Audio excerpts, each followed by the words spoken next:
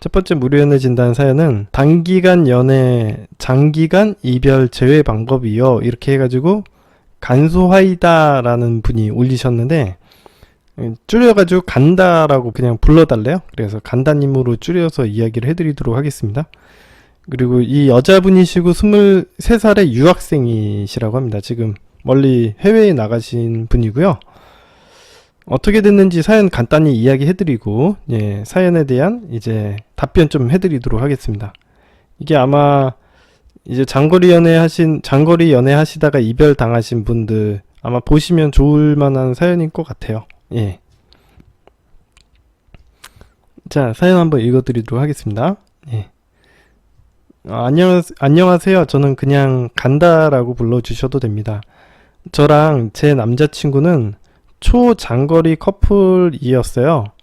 사귄 지 2개월 만에 제가 유학을 가게 되었고, 서로 잘 기다릴 수 있을 거란 믿음으로 몇 달간 잘 지냈어요. 그러다가 서로 서운한 게 있어도 장거리 커플이다 보니까 싸움이 안 될 것 같다는 마음에 쌓아놨던 게 그게 화가 되었는지 저도 그 사람도 표현을 주고 연락도 잘 안 하고 그러다가 제가 헤어지자고 했어요. 근데 이게 이럴 수밖에 없는 게, 여러분들 제가 늘상 이야기를 해드리지만 장거리 연애 커플이 이렇게 할 수밖에 없는 게 못 만나니까 불만이 쌓일 수밖에 없습니다. 그러니까 만나지도 못하는 관계다 보니까 요구할 것도 없고 표현할 것도 별로 없어지는 거죠. 뭐 예를 들어서 제가 뭐 데이트 약속을 잡는다고 하더라도 기본적으로 야 우리 곱창 먹으러 뭐 왕십리 갈래? 이렇게 얘기를 해야 되는데 못 가. 그러니까 뭔가 원하는 걸 얘기를 하고 표현을 해야 되는데 보고 싶어 라고 얘기를 해도 사실 볼 수가 없잖아요. 이게 그건 뭐 계속 뭐라고 하냐면 뭐 계속 보고 싶다고 얘기를 하더라도 막상 못 보니까 현실을 더 자각하게 만들고 사이를 더 나쁘게 만들 수밖에 없겠죠. 그러니까 장거리 연애 커플들이 이게 오래 지속되기가 어렵습니다. 기본적으로. 그래서 뭐 이렇게 안 하더라도 그냥 헤어지기는 됐을 거예요. 그런 문제죠 뭐. 아무튼 그러다가 이제 우리 간다님이 헤어지자고 했어요. 그때는 바로 그 사람이 잘 노력해보자고 해서 그냥 흐지부지 넘어갔는데, 그래도 저는 서운한 것도 많고 해외 생활이 적응도 안 되고 우울하고 그래서 더 헤어지자고 했습니다. 아무래도 신경 쓸 게 많다 보니까 스트레스가 받고 그러니까 남자친구 신경 쓰기도 어렵고 그러다 보니까 헤어지자고 한 것 같아요. 아무래도 간다님이 좀 주도권을 잡고 있는 쪽이었던 것 같아요. 남자친구가 약간 의존을 하고 있는 상황이었나 봐요. 상대적으로 말이죠. 그땐 그 사람도 지쳤다고 서로한테 초반에 행복한 것보다는 남자친구는 나중에 제가 한국 가서도 이렇게 소홀하면 어떻게 되냐, 그때 되면 내가 지금 노력하는 게 물거품이 될 것 같아서 불안하고 점점 갈수록 표현도 잘 안 하는 제게 서운함이 컸더라고요. 아니 이게 기본적으로 만날 수 없는 관계다 보니까 뭐 보자고 얘기하기에도 좀 민망하기도 하고, 뭐 데이트 하자고 얘기를 하더라도 뭐 우리 곱창 먹으러 가자 못 가요. 네, 못 가. 제가 좋아하는 맨날 곱창 먹으러 가자 뭐 순댓국 뭐 먹어야지. 근데 못 가. 어차피 이거는 근데 이게 한 달 있다가 잠깐 오면은 야 한 달 있다가 우리 한국 오면 진짜 맛있게 먹자 이렇게 얘기를 할 수 있는데, 얘가 뭐 기본적으로 뭐 6개월 1년 이렇게 나가 있을 거 아닙니까? 얼마나 장거리 연애를 하는지 모르겠지만 뭐 그런 사이에서는 뭐 어떻게 해줄 수 있는 부분이 없기 때문에 6개월 있다 먹자라고 얘기하기에는 너무 할 얘기가 없어요. 6개월 있다가 먹자라고 얘기하기에는 너무 너무 멀어. 할 얘기가 없어. 예를 들어서 그런 얘기도 한두 번이지, 아니면 6개월 내내 그런 얘기나 우리 먹자 그때 꼭 하자 뭐 이런 얘기만 계속 6개월 동안 하고 있을 수는 없잖아요. 적어도 6개월이라면 말이죠. 아무튼 그러니까 당연히 뭐 할 얘기도 없고 표현이 줄어드는 게 당연한 것 같습니다. 아무튼 그런 것 같고, 이제 이 남자분도 그런 거죠. 이런 게 이제 상황적인 문제라고 생각을 안 하는 것 같고 그냥 마음의 문제인 것 같고, 너가 나를 많이 안 좋아하는 것 같아 라는 그냥 불안감을 표현하는 것 같아요. 남자분이 약간 자존감이 낮은 것 같습니다. 제가 보기엔. 자, 그러다가 이제 컸더라고요. 한 달 동안 그냥 지냈어요. 보고 싶어도 여기선 할 수 있는 게 없어서 그냥 그 사람에게 시간이 필요할 것 같아서 그냥 연락을 참고 지냈어요. 맞는 얘기예요. 지금 우리 간다님이 생각하시는 것처럼 보고 싶어서도 여기선 할 수 있는 게 없어. 예. 보고 싶다고 해서 할 수 있는 게 없다니까. 그래서 이제 뭐 그냥 패스죠. 보고 싶다고 해도 뭐 해줄 수 있는 게 없으니까. 그러다가 헤어지고 3주 뒤에 제가 원래 한국에 들어가기로 했는데 그때 일이 생겨서 바로 그 사람이 필요할 것 같아서 그 사람 연락 참고 지냈어요. 그러다가 헤어지고 3주 뒤에 제가 원래 한국을 들어가기로 했는데 그때 일이 생겨서 바로 그 사람에게 연락을 못했어요. 근데 한국 간 지 3일 뒤에 연락을 하니까 너무 늦었다고, 보기 싫으면 싫다고, 보면 흔들릴 것 같고 제가 자기한테 마음이 다 떠난 줄 알고 자기도 마음 정리하고 있는 중이었다고 합니다. 왜 이제 와서 흔드냐고. 그래서 지금 잡으면 잡히겠다 싶어가지고 일주일 동안 막 연락을 했다고 합니다. 이제 이 남자가 보면은 제가 얘기했지만은 좀 아쉬운 입장인 것 같아. 자기가 헤어짐을 당한 입장이기도 하고 주도권이 좀 간다님에게 있는 것 같거든요. 그래가지고 이 흔들면은 막 흔들리는 거야, 이 남자애가. 그러니까 간다님이 생각하기엔 이거 흔들면 좀 적극적으로 나가면 만날 수 있겠는데? 라고 생각을 하게 되신 거죠. 그래서 이제 좀 적극적으로 나가서 결과적으로는 해외 가기 전날에 봤습니다. 예. 근데 이제 그 사람은 이제 오늘 본다면 너에게 줄 물건 다 들고 가겠다. 널 보면 무슨 말이라도 해야 될지 모르겠고 웃음만 나올 것 같다. 뭐 이런 식으로 해서 만나긴 했는데 아무튼 이렇게 해서 쭉 이런 내용이에요. 이런 내용 사연은 다 읽지는 않겠고 이런 식으로 대충 제가 해석해 드렸죠. 어떤 상태인지. 이 사람이 이제 마음 정리를 한다고 하는데 뭐 마음 정리가 되겠습니까? 남자 친구분은 흔들린다라는 거예요. 그냥 흔들리고 이제 어떻게 해야 될지 모르겠다 이런 얘기죠. 그래서 만나서도 같은 얘기를 해요. 예. 너랑 지금 만나게 되면은 사실은 또 다시 한국에 와서 소홀할 것 같고 너가 이제 이 남자는 기본적으로 이 여자가 나를 좋아하지 않을 거라고 생각을 하는 것 같아. 그냥 그러다 보니까 자꾸 이 여자가 나를 안 좋아해서 이런 행동을 하는 건데 왜 자꾸 나를 흔들지? 이런 식으로만 생각을 하는 것 같습니다. 간단하게 이렇게 해석할 수 있고, 자, 그리고 이제 끝에 있는 부분 제가 좀 읽어드리도록 하겠습니다.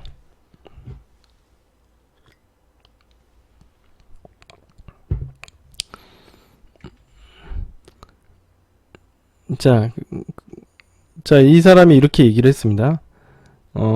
자신이 없다. 응? 다시 재회할 자신이 없다. 그리고 네가 한국 왔을 때 자기한테 소홀할 것 같다라는 그 말이 서운했고 또 그렇게 정말 그렇게 될까봐. 첫 번째 헤어질 때 제가 이런 얘기를 했어요. 제가 걱정이 참 많아서 미리 쓸데없는 걱정을 하고 상처를 줬어요. 이 연애는 좀 아닌 것 같다라는 생각이 들었다 라고 했습니다. 솔직히 헤어지고 연락하고 싶었는데 제가 인스타에 잘 지내는 모습을 많이 보여 혹시나 방해가 될까봐 안 했다고 정리하고 있었다고. 나름 보이지도 않으니까 있기는 쉽다고. 그리고 제가 한국 오는 날을 알고 있었기에 연락이 올 것은 나름 신경 쓰고 있었다고.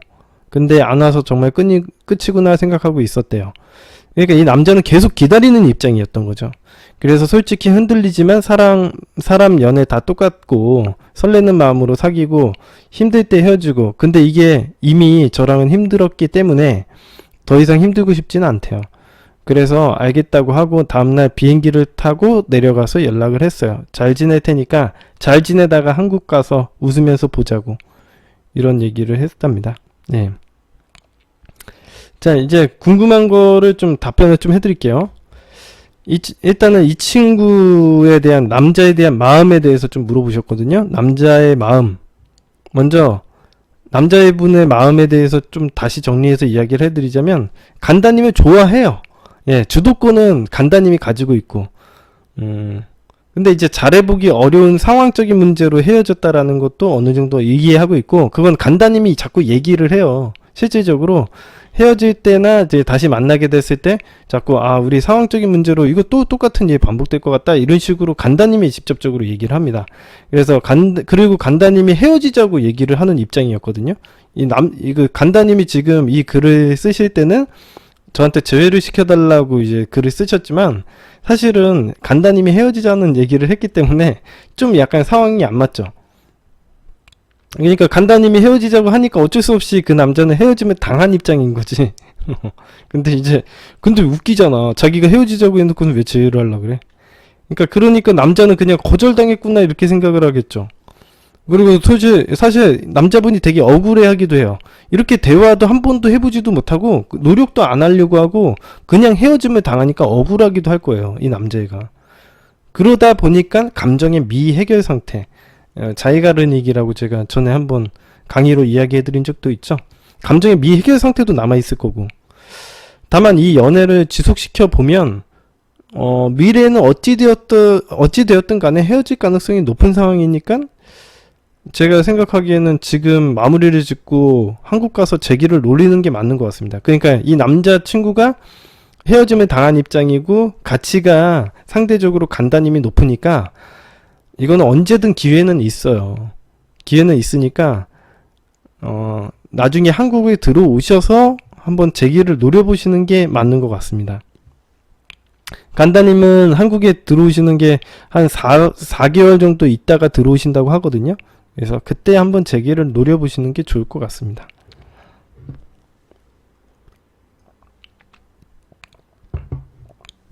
그리고 연락은 언제 해야 되냐 이것도 궁금해 하셔서 이제 답변을 드리는데요. 연락은 한국 오셔서 하셔도 되고요. 한국 오기 한 달 전에 하셔도 됩니다. 다만 주의사항은 절대 하시면 안 되는 행동 때도 딱 하나만 얘기를 해드리자면 자주 연락하셔서는 안 됩니다. 절대 자주 연락하는 행동을 하시면 안 됩니다. 왜 그러냐? 이게 문제점이 어떤 문제가 생기냐면 제가 아까 전에 이야기를 했듯이 연락이 되고 뭐 좋아는 해요. 서로 간에 좋아하는 감정은 있어. 하지만 문제는 뭐냐면 서로 자꾸 그러니까 만나지를 못하니까 이게 가장 큰 문제가 돼요. 연락을 자주 하는데 결과적으로는 제가 아까 전에 얘기했지만 야 뭐 하자. 야 우리 나중에 왕십리에서 곱창 먹을까? 근데 그게 4개월 뒤야. 그러니까 처음에는 그런 얘기를 할 수 있지. 야, 너 거기 가서 힘들지? 내가 순댓국 사줄게 오면 뭐 이런 얘기도 할 수 있지. 근데 그것도 한두 번 얘기를 하는 거지. 이게 4개월 동안 계속 얘기를 할 수가 없다니까. 그러니까 이게 당연히 뭔가 노력을 해도 얻을 수 없다라는 걸 우리가 동물적으로 학습을 하게 될 거 아니에요. 응? 이런 부정적인 학습을 하게 될 거고 그러면은 내가 노력해도 안 되는 걸 관계가 이게 의미가 없는 거야. 이게 에너지를 쏟고 싶어하는 동기부여가 떨어질 수밖에 없고 그런 관계가 포기하게 됩니다. 아니면 이런 뜨뜨미지근하게 이렇게 흘러간다던가. 근데 이걸 갖다가 그냥 원래 상황이 이러니까 그냥 그런 거구나 라고 생각을 하면 좋은데 이 남자애가 미성숙해가지고 좋아하지 않아서 연락이 안 되는 줄 알아요.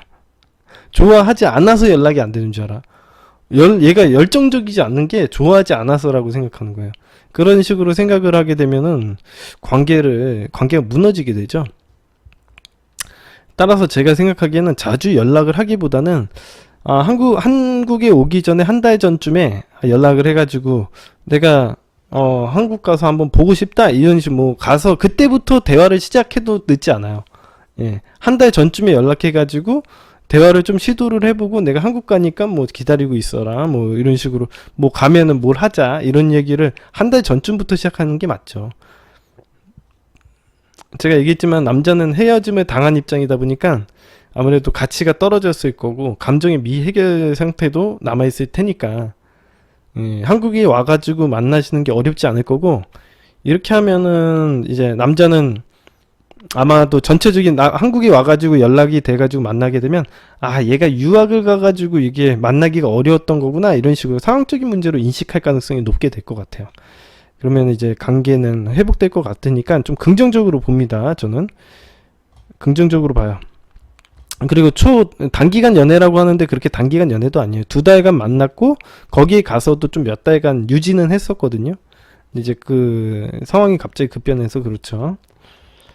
자, 그런 것 같고 이제 이분이 이제 외국에 사시니까 아마 질문하러 채팅방에 들어오지는 못하실 거라고 봅니다. 네.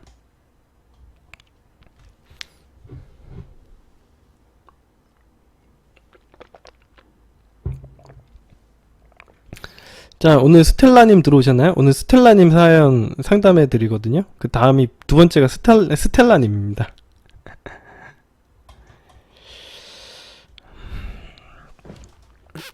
스텔라님 들어오셨나요? 이게 사연이 심각해가지고.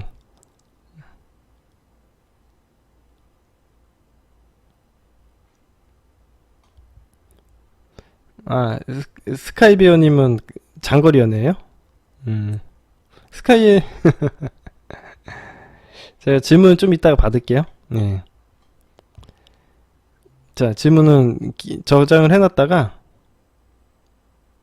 아, 그래요. 네. 저장을 해놨다가 나중에 질문하십시오. 자, 스텔라님, 예, 머리 스타일 좀 내려봤습니다. 자, 이제 스텔라님 사연으로 넘어가 볼게요. 최근 진단받은 소개팅 남과 고백하고 이별에 대한 내용입니다. 예, 소개팅에 대한 내용이에요. 무료 연애 진단에 올라온 내용이고요. 스텔라님이 이제 올려주신 글입니다. 스텔라님에 대해서 간단히 소개를 해드리자면 여자분이시고 35살에 회사 다니시는 분이고요. 사무직입니다. 예. 그리고 전에 저한테 상담을 꽤 제외 쪽으로 해가지고 상담을 꽤 많이 받았는데 요즘에는 소개팅을 좀 하고 계신 것 같아요. 자, 교제 기간은 6월 말에 소개팅을 해서 한 총 6번 만났다가 이제 헤어짐을 당했다 이렇게 써놓으셨습니다. 제가 사연을 미리 읽어봤는데 헤어짐을 당한 건 아니에요. 말은 그렇지만 진짜로 헤어짐을 당했다라고 표현하기는 어려운 것 같습니다. 스텔라님이 뭔가 착각을 하고 있는 것 같아요. 착각을 하시는 것 같아요. 자, 어떤 일이 있었는지 한번 보도록 하겠습니다. 첫 만남 후에 다음날에 연락이 없어서 무료 연애 진단글에 올렸는데 제가 이제 진단을 해드렸어요. 아니, 연락이 없을 수도 있는 거 그거 가지고 너무 그거 가지고 신경 쓰지 마라 이렇게 얘기를 했겠죠, 제가. 그래서 가만히 놔뒀더니 뭐 연락은 잘 됐겠죠. 예. 그래서 진단대로 잘 돼가고 있었답니다. 제가 이제 조언을 해준 대로. 그때는 이상한 표정과 느낌 때문에 스텔라님이 좀 조급해 했대요. 근데 스텔라님은 원래부터 멘탈이 좀 많이 안 좋으세요. 그래가지고 뭐 표정과 느낌 때문에 뭐 조급했다 그러는데 항상 멘탈이 안 좋으시죠. 뭐 왜 그러신지 잘 모르겠어요. 제가 스텔라님은 이제 무료 연애 진단으로 해드리기도 했지만 대면 상담도 한번 했었어요. 한번 만나봤어요. 스텔라님 되게 제가 실제로 만났을 땐 좀 서글서글한 인상이 그냥 사람 좋아 보이던데, 말하는 것도 사람도 좋아 보이던데, 참 이런 멘탈 안 좋은 거 보면 신기해요. 자, 아무튼 세 번째 데이트까지는 영화 보고 차 안에서 3시간 동안 무선 마이크 노래방 데이트까지 좋았대요. 네 번째 만났을 때 남자가 이런 얘기를 하더라고 합니다. 삼형제 중에 자기가 둘째인데 어려서부터 10년간 카페인 중독, 콜라에 중독되어 있었대요. 그리고 30살에 공황장애가 와서 손목을 긋는 자살 기도를 했다라는 그런 의미심장한 얘기를 이제 스텔라님에게 했다고 합니다.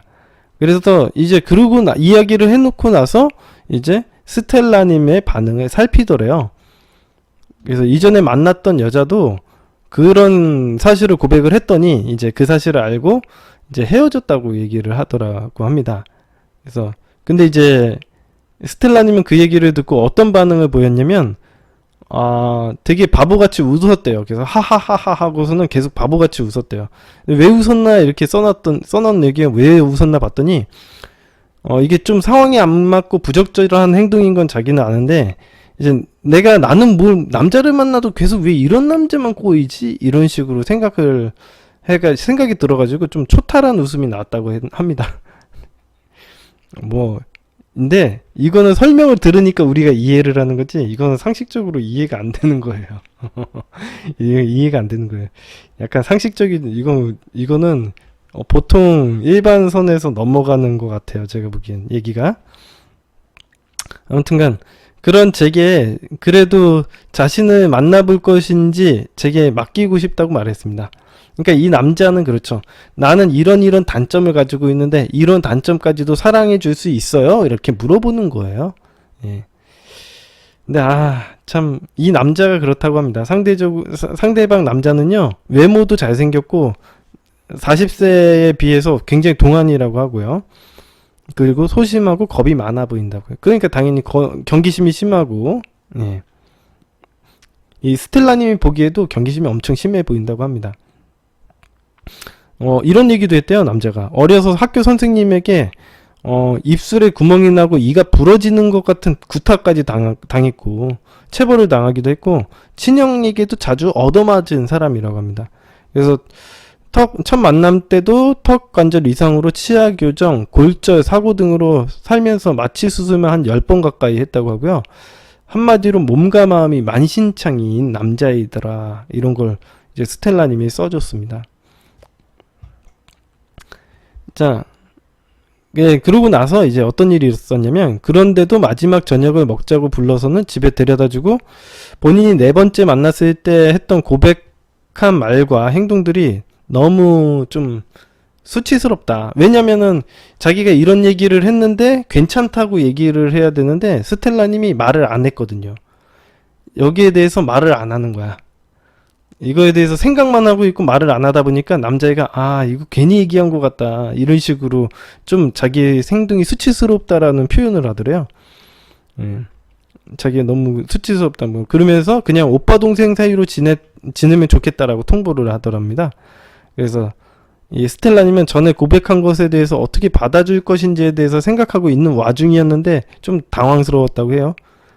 도무지 왜 저런 행동을 하는지 이해가 안 가더래요. 근데 이게 당연히 저는 이해가 되는데요. 이 남자애는 되게 용기를 내서 이런 걸 얘기를 한 거야. 근데 용기를 내서 이야기를 한 이유가 뭐냐면 이걸 모르면 자기랑 연애를 못 하나 봐.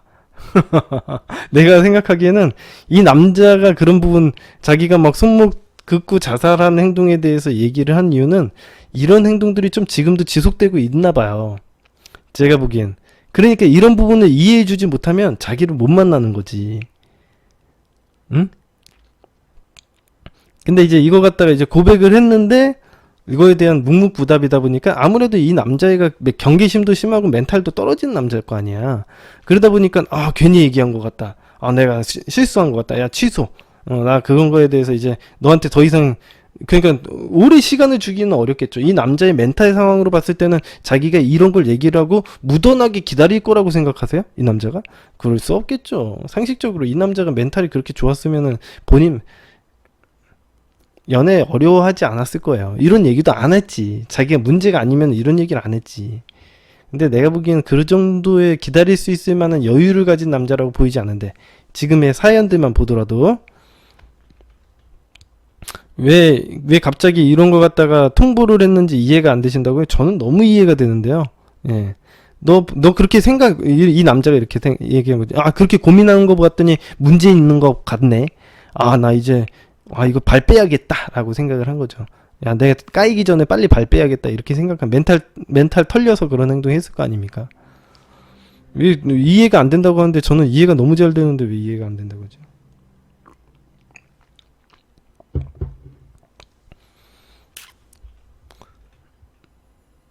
자, 아무튼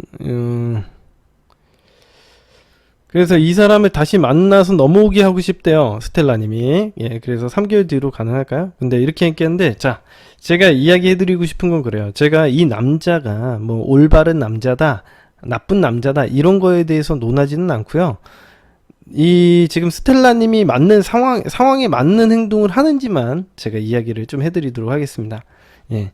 제가 뭐 누구를 만나라 안 만나라 이거 갖다가 이거 뭐 물어보면 대답은 해드리겠지만 사실 그런 거에 대해서는 얘기 안 해드리고요. 기본적으로 이 상황에 맞는 행동인지 아닌지만 제가 보통 얘기를 해드립니다. 근데 이제 스텔라님이 아마 들어오셔도 아마 이거 얘기를 못 할 거예요. 내가 어떤 얘기를 하나 해가지고. 자, 아무튼 근데 이제 저는 충분히 이해가 되고요.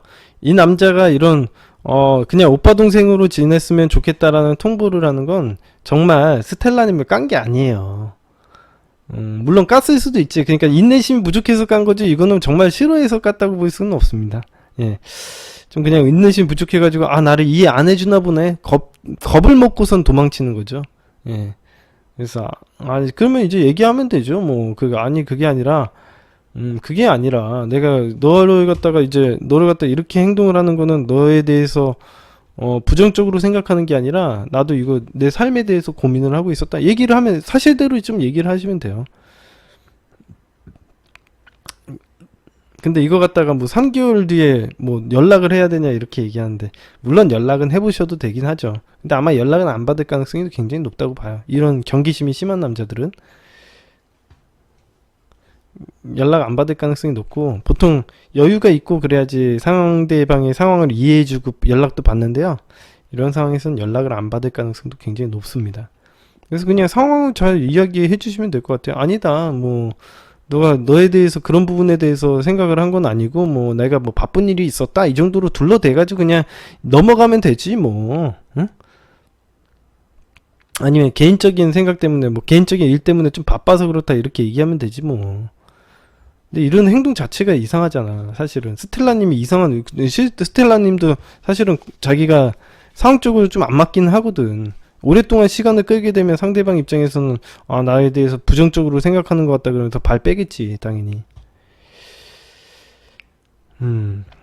자, 그런 것 같습니다. 예. 자, 오늘 상담 여기까지 하고, 다음으로 임뷰님이 글을 올려주셨는데, 임뷰님은 좀 사연에, 그러니까 양식이 안 맞게 글을 써주셔가지고 제가 다시 쓰라고 했습니다. 임뷰님은 글 다시 써주시고요, 사연 다시 올려주셔야지 제가 상담해 드리도록 하겠습니다. 자, 그럼 오늘 상담은 여기까지 하고요. 궁금하신 부분 있으시면은 제가 궁금하신 질문 먼저 받고 바로 강의편으로 넘어가도록 하겠습니다. 오늘은 접근법 강의고요. 용기에 관한, 사교성에 관한 내용으로 강의는 시작하도록 하겠습니다. 좋아요 좀 많이 눌러주시고요. 좋아요, 업 버튼 알죠? 여기 밑에 달려있어요, 업 버튼이.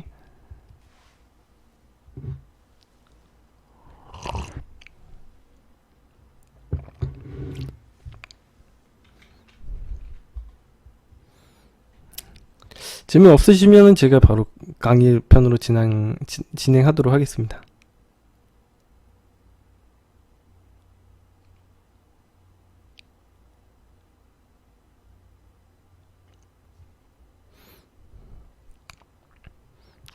커피와 담배 유료상담 예약하신다고요?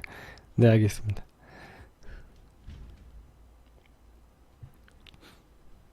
자, 강의편으로 바로 진행하도록 하죠. 예. 자, 이번에 이제 이번 편 강의는 접근법에 대한 강의입니다. 예. 계속 접근법에 대해서 이야기를 하고 있죠. 예. 이거 먼저 얘기를 해드릴게요. 요즘엔 유료 상담이 밀려있지 않아요. 그래서 거의 하루나 이틀 정도면은 받으실 수 있을 거예요. 예. 제 개인적인 스케줄이 없으면은 대부분 유료 상담은 바로바로 거의 하실 수 있습니다. 평일 때는 거의 유료 상담 바로바로 받으실 수 있을 거예요. 제가 수업이 있을 때가 있어가지고 수업이 없는 날이면 가능합니다.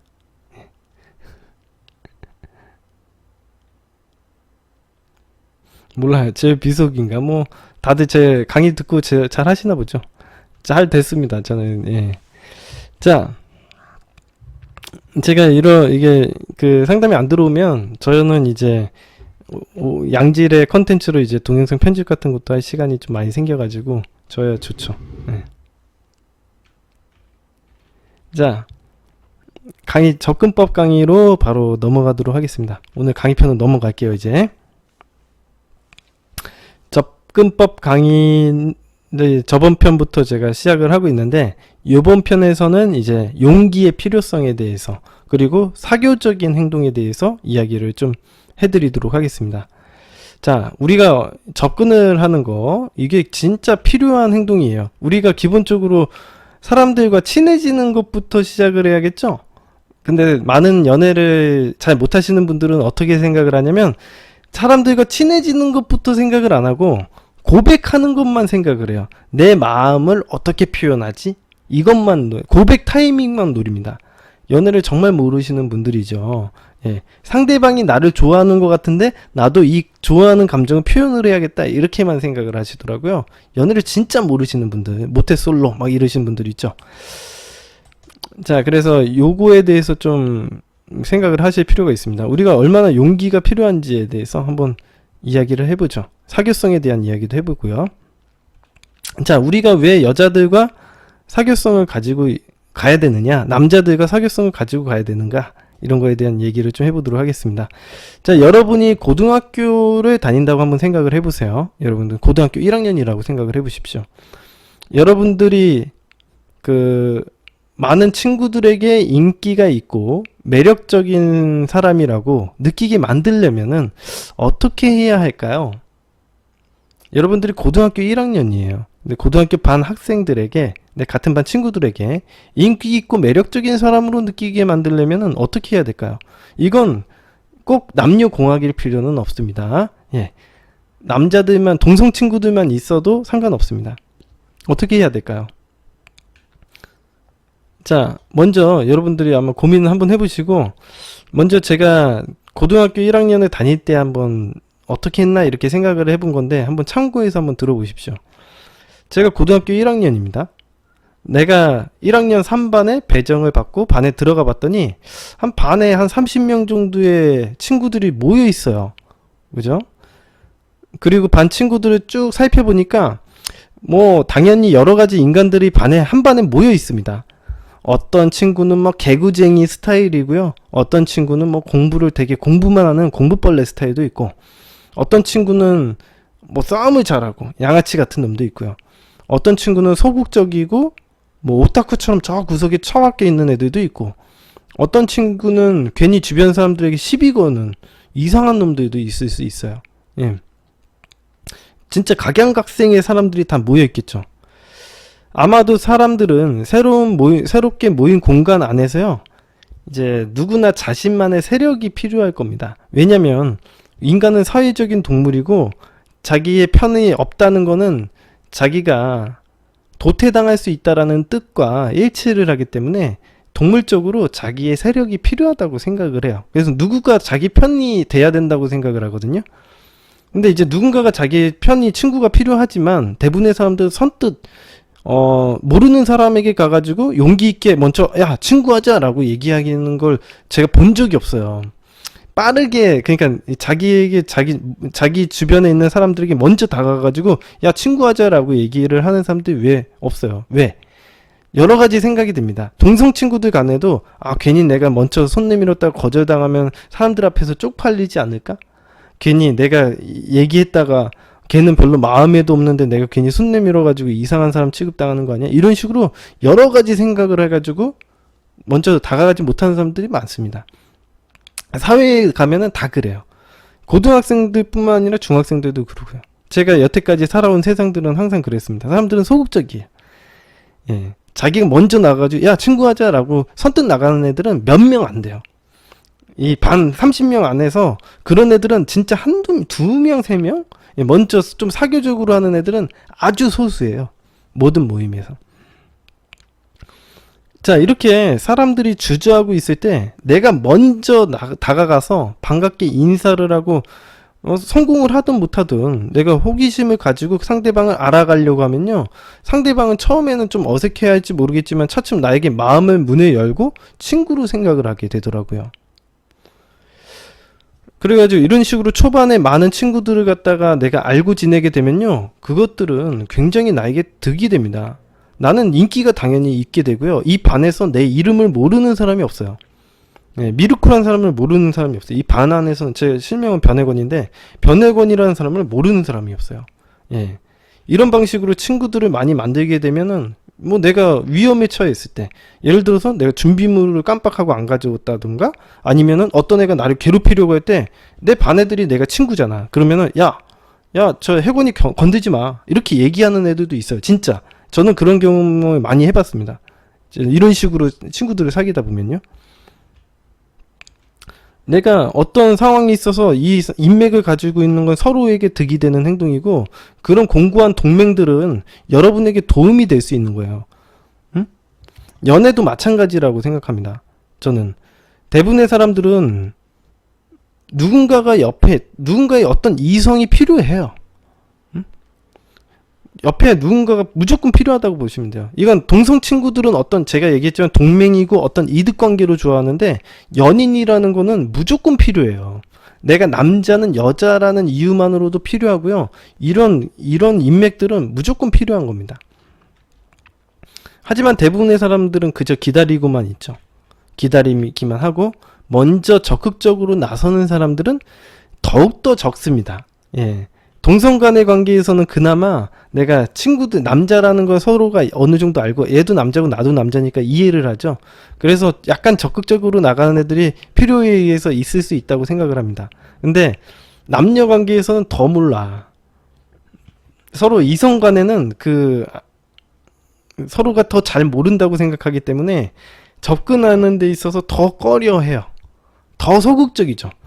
일반적인 동성 간의 인간관계보다 훨씬 더 소극적으로 나갈 수밖에 없고 부정적으로 생각할 수밖에 없는 분야라고 봅니다. 그래서 이런 분야일수록 내가 그 판을 깨고 먼저 다가가서 호감을 표현을 하게 되면 대부분 우리가 성공할 가능성이 높아지죠. 이런 식으로 수비적으로 나오는 게임을 하고 있는 사람들에게 내가 먼저 공격적으로 접근을 하게 되면 내가 승리할 가능성이 굉장히 크다라는 거죠. 반갑게 맞이할 가능성이 높아요. 상대방이 좋아할 겁니다.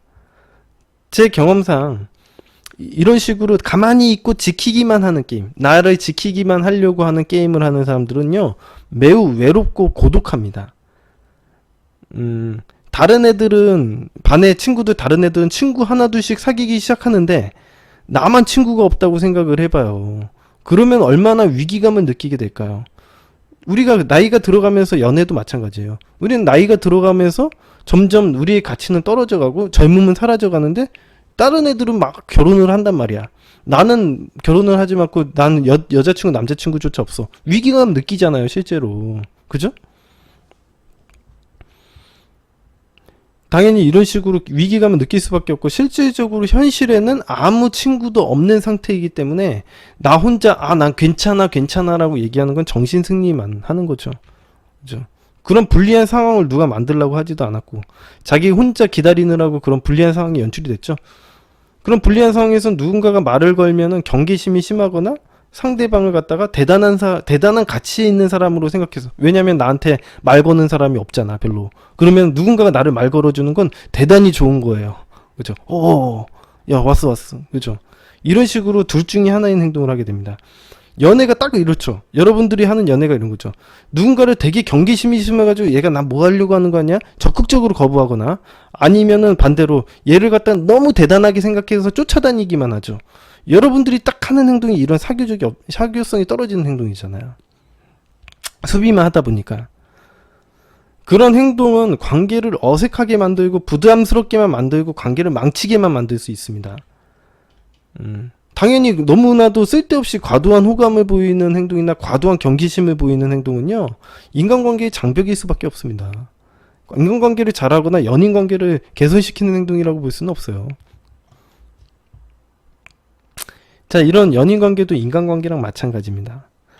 연인관계에서도 항상 혼자서 누군가가 와주기만을 기다리면요, 여러분은 제가 아까 전에 얘기한 것처럼 과도한 호감을 보이거나 과도한 경계심으로 상대방을 대할 가능성이 높고, 상대방에게 너무 큰 가치를 부여해가지고 상대방을 쫓아다니는 행동을 할 가능성이 높아집니다. 지금 스텔라님 사연에서 보면 그렇죠. 응? 여러분의 감정을 주체하기 힘들 겁니다. 여러분 스스로가 누군가를 쫓아다니게 만들고 싶다면요, 여러분들은 공격하는 입장이 돼야 돼요. 수비하는 입장은 외롭습니다. 예, 공격하는 입장이 돼야 된다고 생각해요. 제 생각은요. 제가 맞다는 건 아니지만 여러분들 제 생각을 듣고 참고해서 생각을 해보세요. 저는 공격하는 입장이 돼야 된다고 생각하는 사람입니다. 여러 명 중에 정말 마음에 드는 한 사람을 선택할 수 있는 상황을 만들어야 된다고 생각을 해요. 저는 그게 진정한 사랑이라고 생각을 하거든요. 제가 많은 맛있는 음식들을 많이 맛보고 즐겨봐야 내가 어떤 음식이 진심으로 좋아하는지를 고를 수가 있는 거예요. 내가 매일같이 군만두만 먹는데 맛에 대해서 논할 수가 있을까요? 똑같은 그 올드보이처럼 똑같은 집에서 맨날 군만두만 시켜 먹는데 이게 맛에 대해서 논할 수 있어요, 제가? 어디를 가자고 얘기를 할 수가 없어요. 맛집에 대해서 야, 이기가 맛집이라고 얘기할 수 없어요. 난 맨날 그 집에서 군만두만 시켜 먹는데, 난 김밥 천국에서 계속 김밥만 시켜 먹는데, 원조 김밥만 시켜 먹는데 이걸 가지고 맛을 논할 수가 있냐 이거죠. 진짜 이게 내가 좋아해가지고 김밥을 먹는 거예요? 어쩔 수 없이 김밥을 먹는 거잖아요. 대부분의 남자분들이 그런 식으로 행동합니다. 자기에게 오면은 그게 어쩔 수 없이 그냥 잘해보려고만 하지 진심으로 좋아서 만나는 그런 느낌이 안 나요.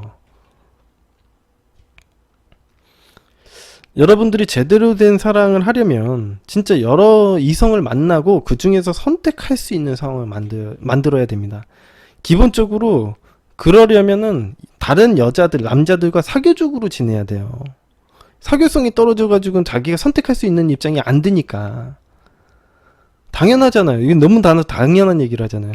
여러 이성들과 교류를 하고 그 중에서 제일 괜찮은 남자나 여자를 찾아봐야 되는 거죠. 이게 왜 이상해요? 남자친구, 여자친구가 생긴 이후에 그러라는 얘기는 아닙니다. 여러분들이 누군가와 사귀거나 연인이 된 이후에는 이런 행동하면 안 돼요. 제가 하라고 권하지 않습니다. 사귀기 전에까지만 하라는 거죠. 사귀기 전에만 하라는 거예요. 사귀고 난 이후에는 이런 교류 관계를 끊으셔도 됩니다. 저도 끊어요. 예. 저는 굳이, 저도 마찬가지로 저도 다른 이성을 갖다 굳이 만날 필요가 없다. 제가 얘기했지만은 내가 능력이 되고 작업 능력이 되는데 굳이 내가 좋아하는 여자친구랑 헤어질까봐 다른 여자들과의 교류를 할 필요는 없잖아요. 다 끊어도 돼요. 그러니까 정말 작업 실력이 좋으면 다 끊어도 된다고 생각합니다.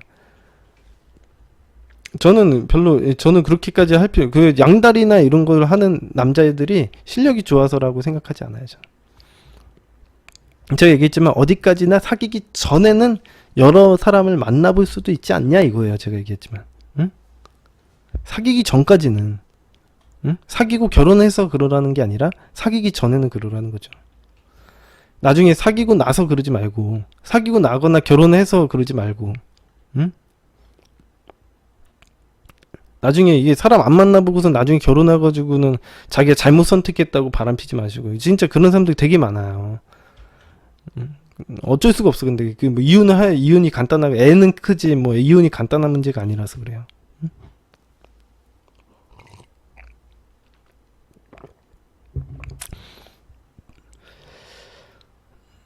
저도 예전에는 그렇게 생각했어요. 사람들끼리 친해지는 것이 대단히 어떻게 보면 잘못된 일이라고는 볼 수는 없는데, 연애를 잘 모르는 저도요, 저 모르는 상황에서는 저도 이성끼리 친해지는 게 되게 큰일인 것 같이 생각이 됐어요. 뭔가 여사친 이런 건 없어 뭐 이런 식으로 얘기하잖아요. 아직까지도 이런, 여러분들 그 가끔씩 논하지 않습니까? 여사친 남사친이 있냐 뭐 이런 게 정말 말이 되냐, 뭐 어렸을 때 만나면서 이 여사친 남사친을 갖다가 정말 인정을 해줘야 되냐, 이런 거에 대해서 논하시는 분들 굉장히 많으신데요. 연애를 잘 모르시는 분들은요, 이렇게 이성끼리 친해지는 게 굉장히 뭔가 대단히, 뭔가 완전 썸씽이라고 생각해요. 뭔가 대회 썸씽 스페셜이라고 생각을 하는 것 같아요. 예. 여러분이 행복한 연애, 행복한 결혼 생활을 하고 싶다면요, 이성과 기본적으로 잘 지내고 교류 관계가 좋은 것부터 시작을 해야 돼요. 상식적인 얘기죠. 여러분들이 결혼을 해서 지내는 사람은 이성이지 동성이 아니거든요. 이성 간에 잘 지내는, 편안하게 지내고 교류 관계를 잘하는, 사회성이 좋은 행동을 해야지 여러분들 결혼해서도 좋은 거예요. 여러분들이 남편이나 부인은 이성이니까 당연히 그럴 수밖에 없죠. 교류 관계를 잘하는 건 좋은 일이에요. 여러분이 만나는 여자나 남자는 이성이잖아요. 그죠? 여자들과 편하게 지내지도 못하면서 결혼 생활은 잘하고 싶다 라고 얘기하는 게 좀 어불성설인 것 같아요. 제가 생각하기에는. 여자들과 편하게 지내지도 못하고 남자들과 굉장히 어색하고 교류관계도 안 좋은 사람이 결혼은 잘하고 싶다? 결혼 생활은 훌륭하게 하고 싶다? 저는 이거는 조금 어불성설인 것 같습니다. 저는 교류관계가 당연히 좋고 남자들과의 관계에서도 또 편하게 지내고 여자들과의 관계에서도 편하게 지낼 수 있어야 된다고 생각을 해요. 이게 기본적인 자질의 문제라고 생각합니다. 연애를 못하는 이 겁쟁이들은 이런 걸 갖다가 다 어장관리라고 하면서 도덕적으로 비난해요. 아, 이거 어장관리야. 야, 이거 나쁜 거야. 응? 그렇게 하는데 그거는 본인들이 사교성이 떨어지는 거지 어장관리 따위가 아니죠. 예. 아니 뭐 내가 얘기했지만 사귀기 전에 얼마든지 다른 이성 만나는 게 왜 어장관리야. 예. 사귀고 난 다음에 그러라는 게 아닌데. 응? 뭐 어장을 관리하던 원양어선을 끌던 자유입니다. 좀 사교적인 사람이 돼야 된다고 생각을 해요. 예. 저는 이게 말이 안 된다고 생각해요. 교류 관계는 좋은데 남녀로 사귀는 건 어려운 게 말이 안 된다고 생각해요. 예. 어떤 원인이 있겠죠. 응? 자, 간단한 것부터 시작을 해보시죠. 이제 간단한 것부터 시작을 해봅시다. 새로 누군가가 여러분의 직장이나 학교에서 들어왔다면 그 사람한테 가가지고 사교성 있는 행동 그런 거예요. 나 여기 미르코라고 합니다. 아, 새로 오셨나봐요? 반갑네요. 알고 지내요. 잘 알고 지내요. 아, 반갑습니다. 이렇게 하고서 번호 알려드릴까요? 해가지고. 물론 이게 여자친구나 남자친구가 있는 관계에서 하라는 얘기는 아니고 제가 얘기했지만 솔로이면 무조건 해도 돼요. 예. 근데 솔로인 사람들이 오히려 잘 못해 이런 걸. 응? 자, 이런 식으로 알고 지내요. 뭐 번호 알려드릴까요? 번호를 서로 교환하는 거는 서로 신뢰의 관계를 쌓는 거라고 생각합니다. 이 정도 하고서는 서로 여러분들 인맥 넓혀 나가시는 거죠. 응? 덩달아서 마음에 드는 이성이 있다면 주저하지 말고 친해지셔야 되는 거죠. 근데 이제 연애를 잘 못하시는 분들은 뭐 마음에 드는 사람한테 말만 걸면 사귀는 줄 알아. 결혼을 생각하더라고. 충격적입니다. 내가 그 사람하고 사귀라고 얘기도 하지 않고 결혼하라고도 얘기하지 않았어요. 그 사람과 그냥 알고 지내라는 거지 무슨 사귀는 관계는. 아니 뭐 여자들에게 말 걸면 사귀는 거야? 그래서 제가 접근법에서도 얘기했지만은 길거리 지나가다가 헌팅을 하잖아요. 예를 들어서 지나가다가 봤는데 너무 괜찮아가지고 제가 전화 연락 한번 해보고 알아보고 싶다고, 진짜 마음에 든다 뭐 이런 얘기를 했다고 칩시다.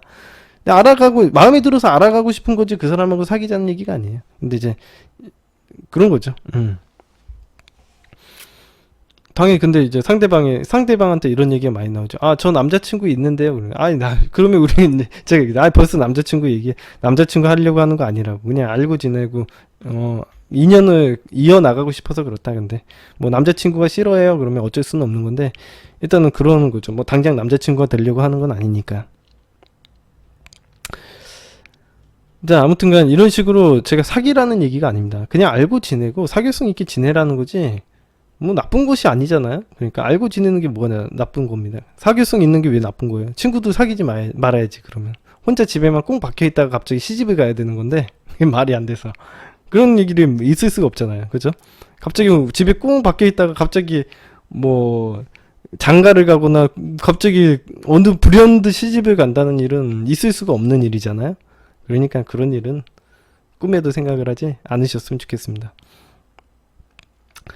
자, 연애를 못하는 사람들은 마음에 드는 이성이 생기면 이런 식으로 어떻게 접근하지? 너무 멀리 생각을 해요. 막 걔랑 사귀어야 돼. 사귀면 지금 문제가 될 것 같다고 뭐 어쩌고저쩌고 너무 미래를 생각을 하시는데, 미래를 생각하지 말고 현재 그냥 마음에 들고 괜찮은 여자네? 아니면은 괜찮든 안 괜찮든 말을 한번 걸어보고 싶네 라는 생각이 들면 말을 걸어볼 수도 있는 거라고 봐요. 저는 생각에. 내가 근데 마음에 드는 여자가 지나갔는데도 막 제가 얘기했지만 내가 결혼을 생각하고 결혼할 여자는 아닌 것 같은, 그런 것까지 미리 따질 필요가 없다는 거죠. 아직 만나보고 어떻게 될지도 모르는데 내가 그냥 어떻게 접근하지? 어떻게 하지? 라고 생각하는 순간 이미 5만 가지 생각이 나서 그 이성과는 친해지기는 글렀다고 보시면 되겠습니다. 작업이 시작 자체가 안 돼. 그러니까 그 사람과 만나서 대화하는 것 자체가 안 되면 그냥 사귀거나 결혼하는 거는 꿈도 꾸지 마셔야 돼요. 상식적인 얘기죠. 상식적으로 친하지도 않은 사람하고 사귀거나 결혼을 하는 게 말이 됩니까? 응? 모든 인간관계, 연인관계라는 게 단계라는 게 있는 거지. 기본적으로 사람들이 나를 좋아하게 만들려면 사람들과 친해지는 단계가 무조건 있어야 되는 거죠. 근데 여러분들은 무조건 나를 좋아하게만 만들려고 하지 친해지려고는 안 해. 되게 아이러니컬한 문제예요. 그러니까 사람들은 좋아하게 만들고 반응을 끌어내기를 원하면서 그 사람과 그냥 일반적인 교류 관계를 안 한다는 거죠. 친해지려는 행동을 안 한다는 거죠. 충격적인 거죠. 이 사람이 나를 잘 모르는데 좋아하거나 싫어하는 일은 있을 수가 없는 겁니다.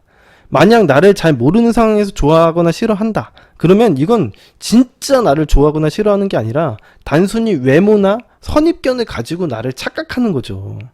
진심으로 나를 좋아하거나 싫어하는 게 아니지. 따라서 여러분들이 원하는 건 진심으로 상대방이 나를 좋아하게 만드는 거 아니겠습니까? 그러면 진심으로 나를 좋아하게 만들려면 기본적으로 그 사람하고 친구가 돼야 돼요. 친해져야 돼요. 친해지지 않으면은 좋아할 수가 없어요. 이건 진심으로 좋아하는 게 아니죠. 그냥 겉만 보고 그냥 선입견을 가지고 저런 사람이 좋아 보이던데 이렇게 해서 좋아하는 거지. 그걸 갖다가 여러분들이 정말 좋아서 그런 거 아니잖아요. 응? 정상적으로 친해지고 여러분들의 가치만 너무 떨어뜨리지만 않으면요, 상식적으로 딱히 여러분을 막 싫어할 이유도 없습니다. 예, 상대방이 본인을 유독 뭐 싫어할 이유도 없어. 왜 그러면 뭐 내가 당장 결혼하자는 것도 아니고 사귀자는 것도 아니거든. 딱히. 그리고 좋아한다는 표현 자체가 잘못되는 것도 아니고요. 예, 여러분들이 이 연애를 잘 못하시는 분들은 좋아한다는 얘기에 엄청 큰 가치를 부여하고 좋아한다는 얘기하면 되게 큰일 난 줄 알아요. 응? 그렇지 않습니다. 좋아할 수도 있지. 예, 근데 뭐 지금 당장 좋아하더라도 사귀진 않을 수 있어요. 응? 좋아하는 사람이 여러 명이 있을 수 있죠. 하지만 사귀는 건 좀 다른 문제일 수도 있어요. 여러분들 좋아하는 문제 아닌 문제를 갖다 되게 신경을 많이 쓰시는데, 저는 그거랑 좀 달라요. 좋아하는 사람은 제가 얘기했지만 남자분들만 생각을 해봅시다. 텔레비에 나오는 걸그룹들 다 한 명씩 보더라도 좋아하는 사람 다 있어요. 근데 왜 걔네들이랑 안 돼? 걔네들이랑 만날 수가 없으니까. 근데 지금 봐봐요. 현실 세계에서도 마찬가지예요. 길거리 지나가는 여자들 중에 외모적으로 끌리는 데 다 있을 거 아니에요. 근데 걔네들한테 말 못 걸잖아. 응? 제가 얘기했지만은 좋아하는 거는 내 주변에서도 여러 명이 있을 수 있다고 생각을 해요. 하지만 나랑 만나는 거는 어떤 기준이 있어야 된다고. 사귀는 것과 좋아하는 거는 좀 다른 문제라고 생각을 해요. 좋아하는 사람들 중에 사귀는 건 맞는 얘기지만 사귀려면 어떤 기준이나 나에게 부합하는 어떤 부분이 있어야 된다고 생각합니다. 나랑 잘 맞고 성향적으로 좋아야죠. 무조건 만나는 게 아니라 말이죠. 저는 그렇게 생각합니다. 그래서 우리가 기준에 대해서 매일 연구를 하죠. 기준 정말 여러분들 나중에 살면서 정말 중요하니까 기준은 꼭 세워오시는 게 좋습니다. 이번에 오프라인 하실 때도 꼭 세워오세요. 안 세우면 아주 그냥 입구부터 막아야겠 다시 돌려보내야 될 것 같아요. 자, 아무튼간 됐고, 여러분의 가치를 떨어뜨리는 행동을 안 하는 방법을 궁금해 하실 수도 있어요. 이때쯤 되면. 그런데 제가 이제 프레임 강의 시작하기 전에 악습 강의를 통해서 제가 설명을 해드렸거든요, 이미. 근데 이제 제가 시즌2 가면서 제가 새롭게 또 이야기 보충해가지고 또 보강해서 설명해 드리도록 하겠습니다. 악습 강의도 새롭게 만들 테니까 기대해 주시고요. 자, 우리가 이런 식으로 현실 세계에서 경험을 통해서 알 수 있는 것은, 만약에 어떤 여자가 나를 좋아한다고 해도 이 여자가 만약 소극적인 여자라면 우리에게 용기를 내서 우리에게 들이대지 않을 거고, 우리랑 서로 좋아한다고 해도 이게 연으로 이어지지 않을 가능성이 높습니다. 여러분들이 이 여자가 서로 좋아한다는 감정만으로는 안 되고 여러분들이 용기를 내서 들이대 봐야 돼요. 상대방이 적극적으로 나오면 좋긴 하겠죠. 하지만 여러분들 적극적으로 나오든 소극적으로 나오든 내가 마음에 들면 내가 먼저 나가갈 수 있는 게 더 용기 있고 멋있는 행동 아닙니까? 그리고 그게 승리를 하는 지름길이라고 생각이 듭니다. 자, 오늘 강의는 여기까지 하고요. 다음 편에도 제가 구체적으로 좀 접근 공포증이라는 게 남자들에게 있는데, 이 접근 공포증을 갖다가 제가 깨는 방법, 이거는 다음 시간에 쭉 이야기해 드리도록 하겠습니다. 예. 자, 오늘 강의는 여기까지 하고요. 질문 있으시면은 질문 좀 해주시면 좋을 것 같습니다. 예. 아, 카톡 보내셨어요? 알겠습니다. 확인해 볼게요. 뭐 깡다구님 잘 하시니까. 질문 받고 오늘 강의는 마치도록 하겠습니다.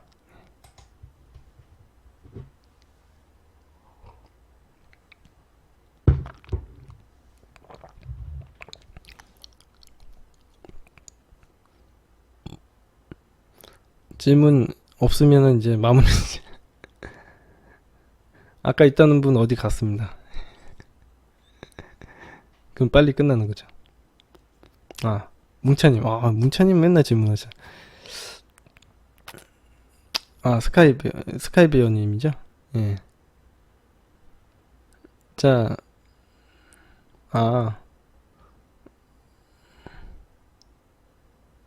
전 여친이랑 안 가고 썸 타는 누나랑 가기로 했어요. 아, 잘했어요. 커피아담비님. 뭉차님 질문 한번 볼게요.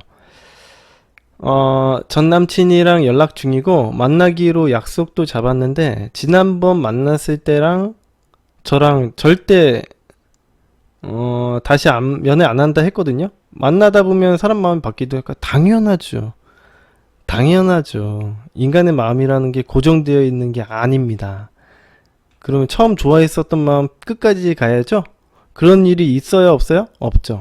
이상하잖아요. 사람들은 상황에 따라 자신의 감정이라는 게 변하는 게 당연한 겁니다. 뭉차님, 기본이잖아요. 깡더구님이, 됐고. 스카이베어님, 장거리 연애 중인데 너무 멀리 있어서 질문이 없어요. 자, 니샤님, 그럼 짝사랑 하시는 분들은 겉만 보고 좋아하는 분이 더 많은 걸까요? 예, 그렇겠죠. 당연하죠. 만나본 적이 없으니까 당연히 겉만 보고 좋아하는 거죠. 본인하고 사귀어 본 적이 없는데 어떻게 알아요? 본인이랑 막 성향이 맞는지 안 맞는지 알 수가 없죠. 예. 뭐 속도 안다고 생각은 하겠지. 그러니까 이거는 제가 얘기했지만 선입견일 가능성이 높아요. 인간들은 기본적으로 보고 싶은 것만 봅니다. 예를 들어서 본인이 어떻게 행동해도 다 이쁘다고 생각을 하잖아요. 자기 좋아하잖아요. 다 이뻐 보일 수가 있어요. 그러니까 이거 선입견일 가능성도 있다라는 거죠. 니샤님. 그러니까 이거 갖다가 꼭 그 사람하고 그 사람 짝사랑을 하는 사람들이 겉만 보고 좋아하는 거냐? 맞습니다. 겉만 보고 좋아하지 속을 볼 수가 없어요. 왜냐면 속이라는 거 알 수도 없고요. 만나야지 알지. 사귀어보지도 않았는데 어떻게 알아요? 맞는 얘기고. 민트콩콩콩님이 잠수 이별하는 사람은 뭘까요? 이거 제가 엄청 얘기 많이 해드렸는데 한번 좀 찾아보시면 좋을 것 같아요. 그리고 케이스마다 좀 얘기가 달라요. 민트콩콩콩님은 이거 단순하게 이제 잠수 이별이 뭐냐 이렇게 얘기할 수는 없습니다. 잠수 이별이 아닌 사례도 잠수 이별이라고 얘기하는 경우도 있고 막 그렇습니다. 잠수 이별이 대부분 아니고 상황적으로 해석해 보면 잠수 이별 그런 건 없더라고요. 어떤 사람들은 자기가 헤어지자고 해놓고 잠수 이별 당했다 그래요. 너무 상식적으로 말이 안 되니까요. 스카이베어님은 곧 헤어질 것 같아요. 한 달째 연락을 안 하고 대치 중입니다. 한국에서 사귀는 5개월 동안 쫓아다니는 행동만 했고요. 오늘 강의 들으니까 한미 장거리라 만날 기약이 없으니 서로 멀어진 거라고 생각합니다. 네, 맞습니다. 정확하게 알고 계십니다. 그거예요. 스카이비언님 오늘 아셨죠? 똑같아요. 입장이 남녀가 바뀌더라도 똑같은 거죠. 상황은 다 똑같으니까. 오늘 좋은 공부가 되셨을 거라고 생각이 들어요. 뭉차님 질문 또 하셨네요. 남친이 그럼 사귈 때 싸울 때마다 저랑 결혼 안 한다 했는데 그럼 그것도 사귀면서 싸움이 줄어들면 사람 마음이 바뀌기도. 그럼요. 당연하죠. 사람이 바뀌면 근데 사람이 안 바뀌어서 그렇죠. 당연히 그렇죠. 상황이 달라지면은 또 사람이 바뀐 것처럼 보이기도 합니다. 그래서 뭉쳐님 당연하죠. 당연하죠. 예. 사람 마음이 바뀌는 게 아니라 상황에 따라서 판단이 달라질 수 있죠. 예, 그럼요. 커피와 담배님이 반어법을 자주 쓰는 사람의 심리가 궁금합니다. 반어법을 언제 어떻게 쓰는지 알아야겠죠. 예, 이건 반어법을 왜 진짜 반어법인지도 한번 봐야 되고, 얘기를 좀 많이 나눠봐야 될 것 같아요. 커피와 담배님은. 자, 다 이제 질문 없으시죠? 이제 다 대답은 다 해드린 것 같은데.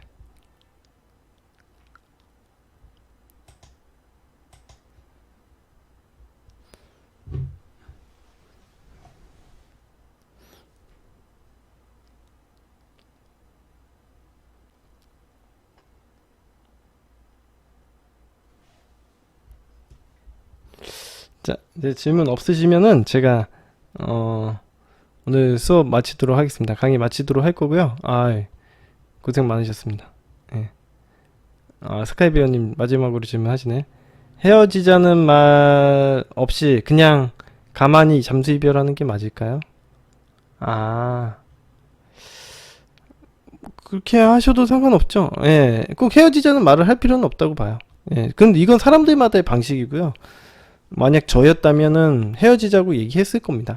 예, 저는 헤어지자고 얘기했을 거예요. 잠수 이별로 하는 것보다도 그냥 헤어지자고 얘기했을 겁니다. 예, 상황이 어떤지를 좀 더 구체적으로 보긴 해야겠지만 저는 말을 할 것 같아요. 헤어지자는 얘기를. 음. 커피와 담배님 감사합니다. 자, 오늘 강의 마치도록 하겠습니다. 오늘 수고 많으셨어요. 예. 깡다구님, 빵바다님, 커피와 담배님, 리샤님, 민트콩콩콩님, 오비스트님, 스카이베어님, 고양이, 율리님, 안따리거러님, 조이킴님, 예, 고생 많으셨습니다. 네.